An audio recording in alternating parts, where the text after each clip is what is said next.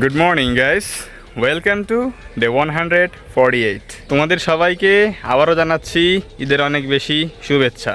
ঈদ মোবারক guys. Right now আমি আছি ছাদে, নামাজ কালাম পড়ে চলে আসছি। আমাদের এখানে জামাত ছিল হচ্ছে 7টার দিকে, তো নামাজ পড়ে চলে আসছি। ইভেন আমাদের যে গরু অলরেডি তোমার ফালানো হয়ে গেছে, কুরবানি দেওয়া হয়ে গেছে, এখন তোমার কষাইরা চামড়া ছিলতেছে।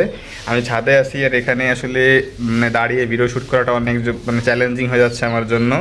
বারবার তোমার সূর্যের দিকে তাকাতে হচ্ছে, চোখ দিয়ে পানি আসতেছে, তো এর জন্য আমি একটু ছায়া জায়গায় আসলাম।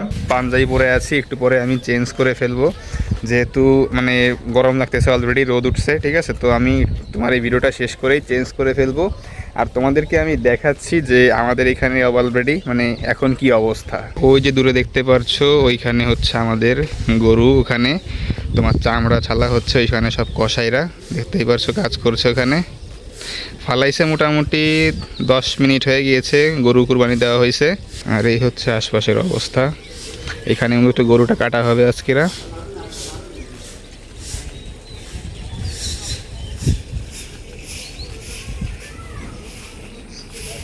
গাইজ, একদিক থেকে একটা জিনিস ভালো হয়েছে যে গরু যখন আমরা ফেলাই কোনো রকম অসুবিধা হয় নাই, গরু কোনো রকমের ঝামেলা করে নাই, একবারেই আলহামদুলিল্লাহ শুয়ে একবারেই কুরবানি দেওয়া হয়ে গিয়েছে। অনেক সময় আছে তোমার গরু পাগলামি করে, অনেক রকম ঝামেলা হয়, কুরবানি দেওয়া যায় না, তো সেরকম কোনো জিনিস আমাদের সাথে ঘটে নাই আলহামদুলিল্লাহ। আর যারা কষায় তাদেরও আজকেরা আমাদের কাজ প্রথম করতেছে, তারা প্রথম কি একদম তাদের প্রথম প্রজেক্টটাই হচ্ছে আমাদের। ঠিক আছে, তো সেই ক্ষেত্রে তোমার এখন বাজতেছে 7টা 55, তো তাদের তো গোশ কাটাকাটি 9টার মধ্যে কমপ্লিট হয়ে যাবে। তো যেহেতু তোমার গোশ প্রস্তুত করা আগে আগে হয়ে যাবে, তো সেই গোশের ডিস্ট্রিবিউশনটাও আগে আগে হয়ে যাবে।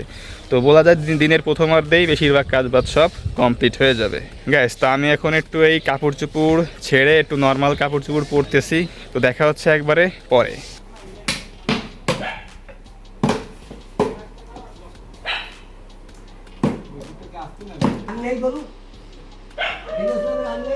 না আমি ড্রাইভার গলি গলি দিয়ে সব দিয়েছি না আল্লাহ আগে না ও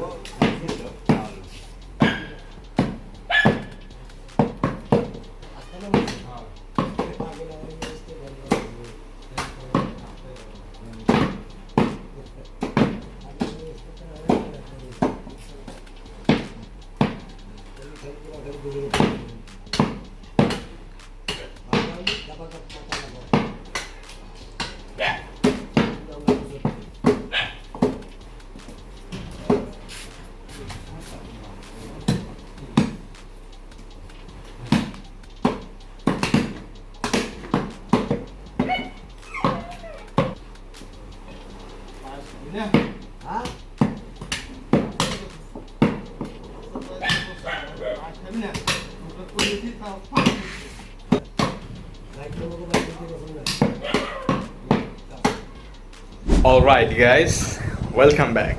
তো গাইস, সারাদিন তো অনেক বেশি বিজি ছিলাম, যেহেতু কুরবানির ঈদ বলে কথা। তোমার গরু কাটা, গরু প্রস্তুত করা, মাংস ডিস্ট্রিবিউশন করা, অনেক রকম এখানে কাজ থাকে, কষ্ট থাকে। আই হোপ তোমাদের বেলাও এই জিনিসটা ঘটেছে, তোমরাও অনেক কাজবাজ করেছো, যারা যারা কুরবানি দিয়েছো। অনেক কিন্তু এখানে প্রসেসিং থাকে। বিশেষ করে সবথেকে বড় একটা দায়িত্ব থাকে হচ্ছে মানুষের বাড়ি বাড়ি যে গোশ দিয়ে আসা, আত্মীয় স্বজন যারা আছে তাদের বাসায় যাওয়া। তোমরা আমার একটা কথা এখন শুনলে অবাক হইতে পারো, সেটা হচ্ছে আমার না কেন জানি মাঝে মধ্যে রোজার যে ঈদটা তার থেকে কুরবানির ঈদটা কিছু কিছু জায়গা থেকে কেন জানি ভালো লাগে, আরো বেশি বেটার মনে হয়। আমি ভালো করেই জানি তোমাদের মধ্যে অধিকাংশের মত থাকবে রোজার ঈদের পক্ষে। এখানে হচ্ছে মেইন যেই একটা পজিটিভ পয়েন্ট, আমি এটা মনে করি একটা স্ট্রং পয়েন্ট, এটা হচ্ছে পর্যাপ্ত পরিমাণ সময় পাওয়া যায়। এই যে তোমার কুরবানির ঈদ এরকম এক্সট্রা কোনো হ্যাসেল থাকে না, পশু রেডি করা, পশু তোমার কুরবানির যে গরু জবাই করা, গরু তোমার মাংস কাটা, এটা ডিস্ট্রিবিউশন করা, বাড়ি বাড়ি যে গোশ দিয়ে আসা, এর মতো ঝামেলা সেখানে থাকে না বলে অনেকেরই তোমার পছন্দ। ইভেন আমারও এই রোজার যে ঈদটা এটা পছন্দ।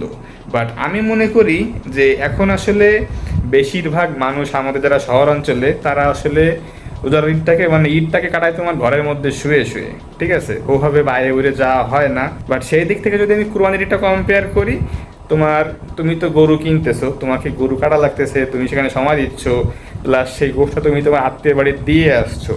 এই যে তোমার মধ্যে তোমার আত্মীয় একটা তোমার কথোপকথন হচ্ছে, দিয়ে আসছো, তাদের বাড়ি যাচ্ছ, হয়তো কিছু খেয়ে দিয়ে আসছো, তাদের সাথে অনেক দেখা টাকা হচ্ছে। তো তোমার রমজান মাসে যে ঈদটা, এটা কিন্তু অনেকাংশে এই জিনিসগুলা হয়ে ওঠে না। আমি জাস্ট আমার পয়েন্ট অফ ভিউ থেকে বলি, সেটা হচ্ছে আমার যারা চাচা আছে, আমার আব্বু আছে, এরা তো আমরা একত্রে বসবাস করি এখানে। তো রোজার ঈদের সময় হচ্ছে যার যার ঘরে রান্না বান্না হয়, সে খায়, অনেক সময় আছে ওকে দাওয়াত দেয়, মানে মোটামুটি ওরকম একটা মানে কি বলবো, সেই কমিউনিকেশনটা হয় না।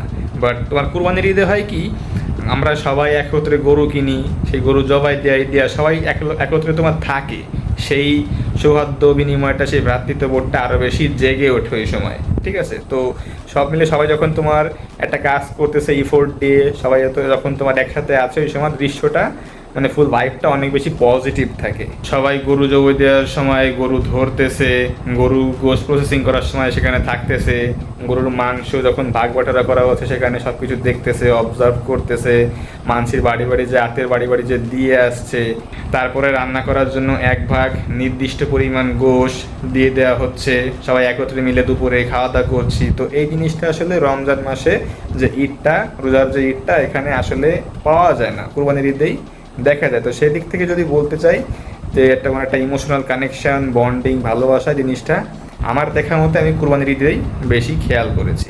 অন্তত আমি আমার পরিবারে দেখেছি এখানে সবার ইনভলভমেন্টটা এই কুরবানির ঈদে বেশি থাকে। আর গাইস, তোমাদের তো আজকে সকালে আমি দেখিয়েছি আমাদের মাংস কাটাকাটি।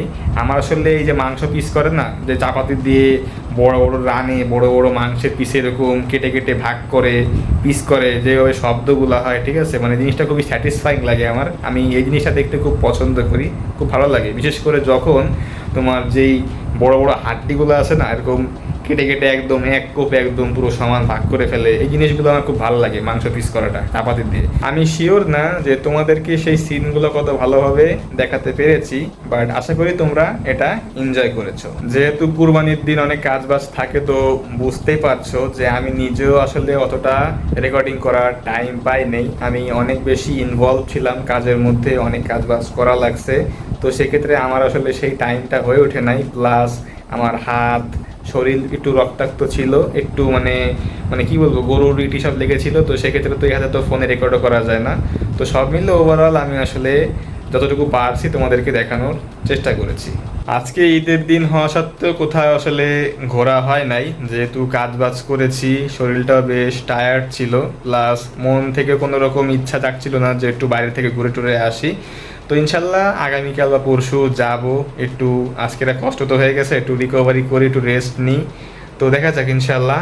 আর তোমাদের সবার আজকের দিনটা কেমন গেল অবশ্যই আমাকে কমেন্টে জানিও। তো গাইস, ভিডিওটা আমি আজকের এখানেই শেষ করছি। দেখা হচ্ছে ইনশাল্লাহ আগামীকাল। তো সেই পর্যন্ত take care on yourself and আল্লাহ হাফেজ।